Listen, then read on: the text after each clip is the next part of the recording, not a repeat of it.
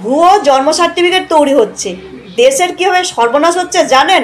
একজন পঞ্চায়েত কর্মী চুক্তিভিত্তি, তার অ্যাকাউন্ট থেকে 3 কোটি টাকা পাওয়া গেছে।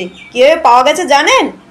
জাল জন্ম সার্টিফিকেট তৈরি করে সেখানে 3,500 জাল সার্টিফিকেট তৈরি করেছে। ওখানে গ্রাম প্রধান বলছে কিচ্ছু জানে না।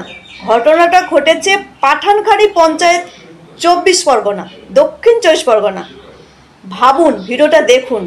কোটি টাকা চুক্তিভিত্তিক কর্মীকে 2 থেকে 2,500 টাকা দিলেই কাজ হয়ে যাবে। একেবারে হাতে হাতে আপনি পেয়ে যাবেন বার্থ সার্টিফিকেট।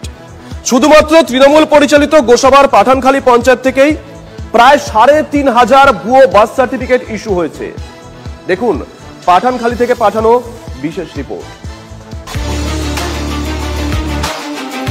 গোসাবার পাঠানখালী পঞ্চায়েত, এই পঞ্চায়েতের অস্থায়ী কর্মী গৌতম সর্দারকে গ্রেফতার করতেই প্যান্ডোরার বাক্স খুলে ফেলেছে কলকাতা পুলিশ।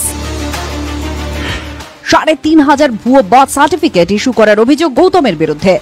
একটা ভুয়ো বার্থ সার্টিফিকেট তৈরির বিনিময়ে গৌতম 2,000 থেকে 2,500 টাকা নিতেন বলে অভিযোগ।